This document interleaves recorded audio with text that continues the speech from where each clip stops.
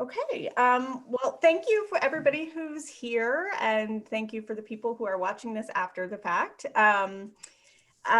I was telling Professor Kocal that, amidst this crazy time, we all just need a moment to breathe. I think law school is difficult in the best of times, and I think we can all agree that this definitely is not the best of times. And so I actually came across Professor Kocal we're both involved in the National Organization for Academic Support Professionals, which is ACE. And she did something similar to what she's going to do for you today on one of our ACE webinars, and I just loved it. So I wanted to bring it to the law school, and gratefully she agreed. Professor Kocal teaches at Pace University Law School, which is just, I think, north of Manhattan, in White Plains, New York. And she does bar work with her students, and they are very fortunate in that she also teaches them yoga, which is really super cool in my opinion. And she has done a lot of publishing and presenting about the mind-body connection. And so she is very well established in this work. And so I'm really happy to have her with us today. She's gonna walk us through a guided meditation and then give us all some tips of where we can find this sort of thing. So with that, I will turn it over to you. Okay, hi everybody, and thank you so much for having me here.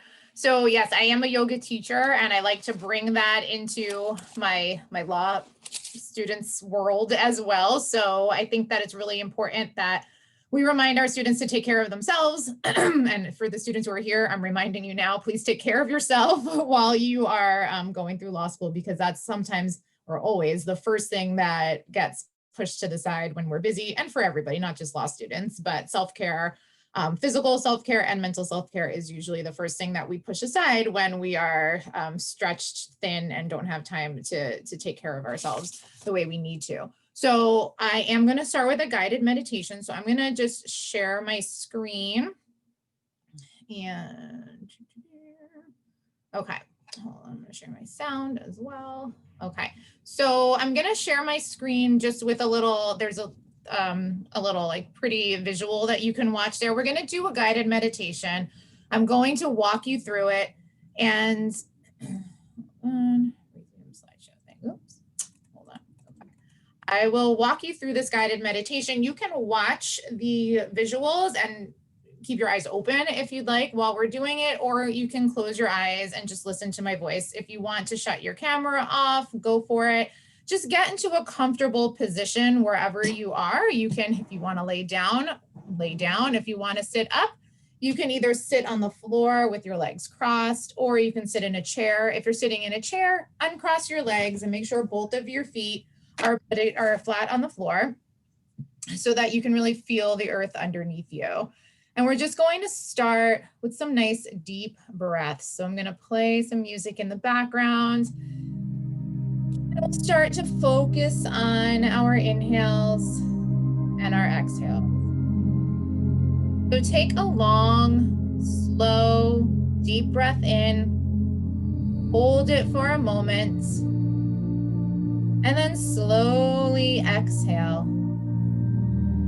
Allow any tension to melt away as you gradually relax more and more deeply with each breath. Take another long, slow, deep breath in, hold it, and then exhale. Empty your lungs completely with your out breath. Take a third deep breath in, take your time, hold it for a moment, and then let it go. You can already feel yourself drifting into a state of deep relaxation.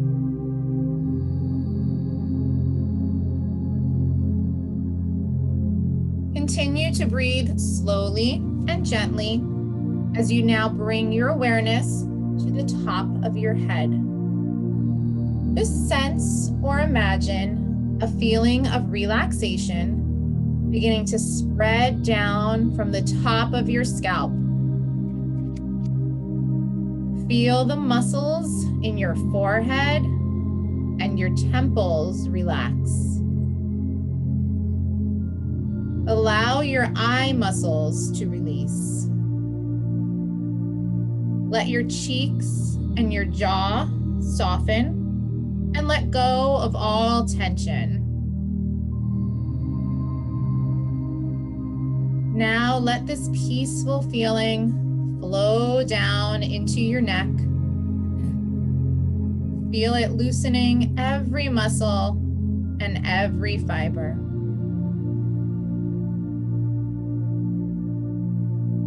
With each breath you take, this relaxing feeling becomes deeper and warmer. It works its way deep into the muscles in your shoulders, soothing them and releasing them.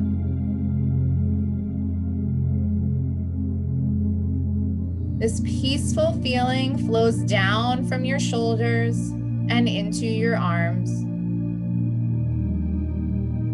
It loosens the muscles in your upper arms, your forearms, your hands, relaxing and soothing, all the way to the tips of your fingers. As your body relaxes, your mind relaxes, and your thoughts seem to become lighter. You are slipping further and further into a dreamlike state of stillness and relaxation. Now bring your awareness to your chest and your stomach. Feel how this area of your body gently rises and falls as you breathe. A peaceful sensation flows throughout this area of your body, soothing every muscle and relaxing every organ. You can feel it releasing every last molecule of tension. Turn your attention to your upper back and feel this relaxing sensation flow all the way down your spine. As it gradually works its way down your body, feel every muscle in your back relax and unwind. Feel that your entire upper body has become loose, limp, and relaxed. Sink into this serene sensation. Relax more and more deeply with each breath. Now, feel your hips relax as the peaceful feeling starts to work its way through your lower body. Relax your butt, the backs of your thighs, the front of your thighs. Feel all these large, strong muscle groups becoming looser and more relaxed with each passing moment. Soothing feelings of relaxation flow down through your knees and into your calves. Your ankles relax. Now your feet relax. Allow your entire body to relax completely and allow any remaining tension from anywhere in your body to flow out through the tips of your toes. You are comfortable, peaceful, and relaxed. Now let's imagine that you are standing on the edge of a field, and we're going to do a little visualization. Standing on the edge of the field, you see a tree line where a forest begins only a few yards away. Just on the other side of the tree line, you see a trail. So you walk out of the field towards the path and enter the woods. The light in the forest cascades down through the leaves in a soft spray of light. The layers of the forest have various textures. The lower undergrowth is soft and green, and there are ferns, moss, and small growths reaching towards the light. The upper canopy of the trees covers you like a stained glass roof overhead. The light green leaves against the light blue and white sky create a soft, glowing, ambient light. The light is gentle and soothing. The path you are walking upon winds down a slight hill and curves. It's well trodden and you continue to follow it. The path is a combination of soil, roots, and small plants, and it's easy to walk upon. Once you round the corner, you see a stream. You continue toward it, admiring the large trees and the different types of bark on each tree trunk. Some trees have rough bark, and some trees have smooth bark. Some have light bark, and others dark. As you near the stream, you can hear rippling water sounds getting louder in a constant rhythm. You see the rocks just under the surface of the water. The water swirls around some and pours over others. You decide to sit upon a large tree that has fallen over, and you slip your shoes off and dip your bare feet in the stream. The water is very cold, but it instantly soothes your feet. As you adjust to the cold, you notice that the water is swirling around and over your feet.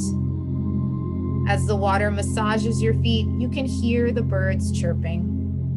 There are several different birds sounding. You can also hear the breeze fluttering through the leaves on the trees.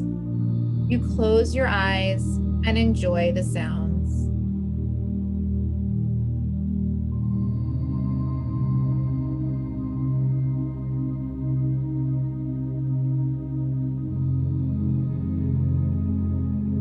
After you rest for a while, enjoying your surroundings, you decide that you are ready to leave. You grab your shoes, put each one on, and step to the dry bank of the stream. You see the path that brought you here and start back up the hill and around the bend. As you walk back, many of the trees seem familiar. You see the bright entrance to your path up ahead. As you approach the entrance, you stop and linger. You turn around and look down the path, taking note of what you are seeing and hearing. Remember how you feel in this moment, and know that you can visit this special place anytime you'd like in your mind. Finally, you exit the forest and find yourself in a bright field. You open your eyes and return to your awareness. And so when you're ready, you can just go ahead and open your eyes. And I'm gonna stop the share for one moment, just to make sure that the Zoom is still working, because I couldn't see you guys. Cool. Alrighty. So I hope that that was relaxing for you. I hope it gave you a moment to just kind of forget about everything else that's going on outside of wherever you are right now, and focusing on yourself and your breath. So the techniques that we did in that meditation were focusing on our breathing. So guided breath, progressive muscle relaxation, which means starting from the top of your head, working your way down and trying to relax each muscle group as you go, and a visualization. So there are lots of resources that you can access for free and otherwise, with all different types of meditations in those categories and others. So I'm just going to talk about a few of my favorite resources, and then I'll take any questions that you guys might have. So I'm sure you've all heard of the apps Headspace and Calm. Those are two apps that you can pay for, but they also offer free trials and discounts for students and educators. So if that's something that you wanted to look for, you could download those apps and try out their free trials and see if it's something that works for you. But there are lots of free things on YouTube. I'm just going to show you one of these clips because this was in the conference that Hallie was talking about, where I did this clip with my with the conference participants, and it's a really quick and easy way to just get a moment of mindfulness. It's called "Do Nothing for 10 Minutes." So let's see, is it gonna share? Can you guys see that? I'm not sure if you can even see it actually. So how do you find your MVPs? And when I say MVPs, I mean your most valuable so payers. basically, These it's are a way people who to are just gonna focus your pay breath, right? time. So you're going to be following as it expands, you're going to breathe in, and as it gets smaller, and you can just sit there and do that for 10 minutes, just really focusing on your breath and feeling that expansion of your lungs on the inhale and feeling yourself empty out your lungs on the exhale. So that's just a nice, simple way to do it. You can go on YouTube and just search for "do nothing for 10 minutes, and you will find that there's several visuals that you could follow. Some are with flowers, some are with shapes, but that's always an option. Then I am going to share my slideshow with you guys so that you can actually access these links later. But there's lots of guided meditations on YouTube for specific things. So I like to send these to my students for when they're preparing for the bar exam. There goes my cat, sorry. And when they're during finals. So first, there's a link here, and when you have the slideshow, you'll be able to click on it. 10-minute guided meditation for confidence. I think that's something that we can all work on, and it's important throughout the semester as you're studying to be confident in what you're doing. I have a 12-minute guided meditation for anxiety relief. There's a 10-minute guided meditation for exam success. I like to tell my students to do this one several times during their studying, either for finals or for the bar exam.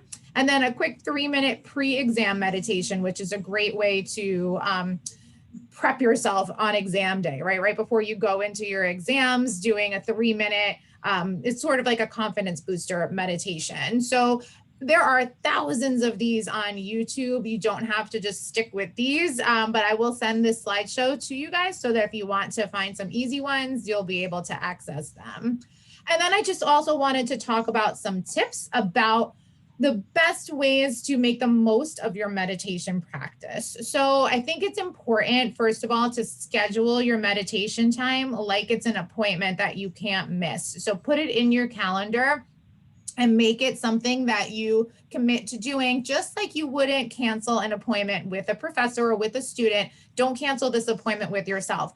Dedicate a space for it. And that doesn't mean that you need to have a fancy meditation room, right? I meditate in my basement. It just needs to be something, and it's not fancy, trust me. It just needs to be something that's different from what you're used to, right? So if you're going to meditate the first thing in the morning when you wake up, don't do it in your bed, because that's not kind of making it this separate thing that you're spending time on, right? You want to get out of bed and do it. So even if it's just a chair that's comfortable or a corner of your floor, maybe if you want to sit on the floor or lay down, just dedicate a space that is your meditation space so that you know when you're there, you can kind of focus a little bit more and you don't have distractions.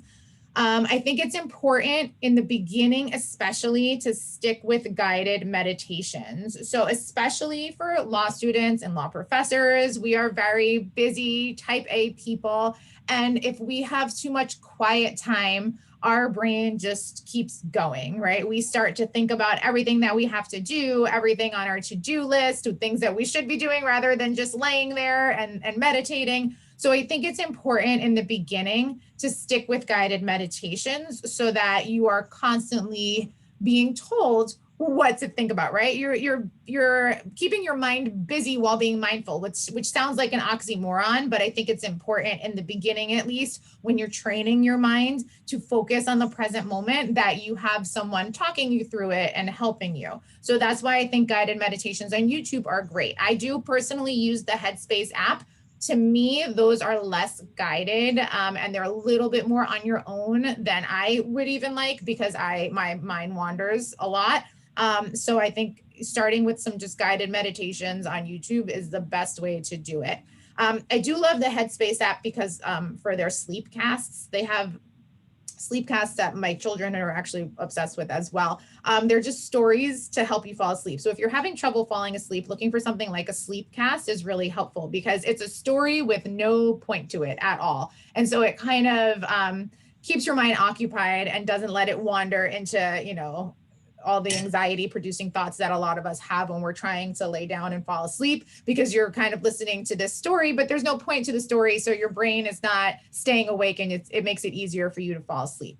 And then finally, just be patient with yourself, right? Meditation is a practice. Mindfulness is a journey, and nobody is perfect at it right off the bat. I mean, I am a yoga teacher. I teach meditation, and I have trouble quieting my mind many times, especially with everything that is going on in today's world. It's very hard to quiet your mind. So don't judge yourself. Be patient with yourself, because I think that's like the number one thing that I've had to learn myself. Like, you know, sometimes I'll sit down to do a 10-minute meditation and realize that I was just, for the entire 10 minutes, I wasn't focusing at all on the meditation. And I was thinking about this Facebook argument I got into, but I have to give myself some grace, right? I have to remember that, okay, today didn't work out so well. That's okay. Tomorrow is another day. I'm going to keep doing it. I do it every day. And so maybe tomorrow I'll have a better time. Sometimes it doesn't work, and that's all right, as long as you're not judging yourself, right? You have to be non-judgmental. That's one of the core tenets of yoga, right? Non-judgment.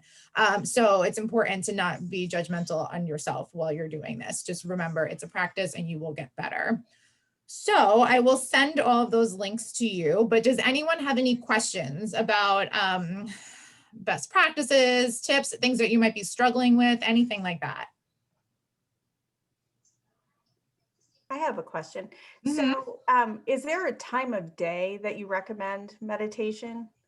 So there's no one right time to do it. So obviously, if you're having a moment in the middle of the day, you know, and you just need to relax, that's something where just do it whenever you need it. And the do nothing for 10 minutes videos, like those are great. You could do nothing for 2 minutes. You don't have to do the entire 10 minutes. So anytime you feel anxious that you need to just kind of remove yourself from the moment, do something like that. And then it depends on what your goal for the meditation is, right? Sometimes people fall asleep if they do it at night. So if that's your goal, if you need it to just kind of relax you and take you into a nice restful sleep, then do it at night. I like to do it in the morning because it kind of wakes me up and sends me on my day with some focus and some energy. So personally, I do it in the morning, but then I do like a sleep cast, or Headspace has, and also YouTube has a lot of like progressive muscle relaxations for sleep to help you sleep. So I typically do something like that at night also. So it depends on what your goal is, but I think if your goal is to not put yourself to sleep, but to kind of focus, like, then make sure that you're doing it at a time of day where you're not too tired to stay awake with your eyes, like to stay awake with your eyes closed for more than like 5 minutes. And also, if you feel like you're constantly falling asleep, I mean, that's okay. It means you're relaxed, but maybe try sitting up instead of laying down when you're meditating, because when you lay down, you know, I teach yoga, people fall asleep during Shavasana all the time. I have to ring the bells in their face to wake them up because they're sleeping. And that's okay. That means you're relaxed. So that's good. But if your goal is to kind of train your mind to be mindful, then you want to stay awake for it. Any other questions? I just had a quick question. I see all the stress in my students, so I think this would be very useful. But on the other hand, I'm thinking that if I require them to attend a session on mindfulness, it's like absolutely the wrong thing to do. So is that your view? It's just offer, and but the requiring. So Yeah. what would your view be on that? It's hard to require someone to meditate, right? So yeah. So anything that I do like outside of my classes is all optional, but I do in my I teach our bar prep class at my school, and so I do actually several times throughout the semester do something like a guided meditation, and I tell the students, you're not required to do it with us, but you're just got to be quiet. So if you don't want to do it, if you don't believe in this and you don't think it's going to be helpful, just read a book while you're doing this. I don't care what you do, just be quiet so everyone else can do it. And I will say, you know, I've been teaching since 2009. And when I first started, my students were like, what are we doing? And now it's more like, when are we doing that again? So I think students are more receptive to it. I know there's some students on this call, maybe you agree that this generation is more receptive to doing mindfulness stuff in the classroom. So I don't think you'll get as much like pushback that maybe you would have gotten a decade ago. But yeah, I never require it. I just require them to be quiet if we're doing it. And And then I offer like the additional things like the yoga and meditation. And then also like, if you guys don't have a yoga teacher on campus, that's fine. Like not every law school has one. But there are lots of YouTube videos for yoga as well. And you can find YouTube videos like yoga for stress, right? Because there are certain yoga poses that are known to reduce stress, like forward bends and bridge and all that. So you can look for like yoga for stress reduction. And I send links to my students too when I'm not teaching in class. I'll send them links like, try this one, it's 20 minutes and it's a stress reducer. So stuff like that is helpful too. You can find everything on YouTube, everything. Any other questions? Well, Danielle, I want to thank you so much for taking the time to do this. I know I feel infinitely better, and I love the idea that we recorded this so that I can revisit it, because I will for sure. So I just really thank you so much, and thanks to all of you who attended, and I hope it was helpful for you. Yeah, thank you. Thank you for having me. I hope it helped you guys. I hope you're more relaxed now. And you can always email me. I'll send the slideshow, but you can always email me if you have any questions also. Thank Thank you. you. Thank Bye, you. everybody. Bye. Okay.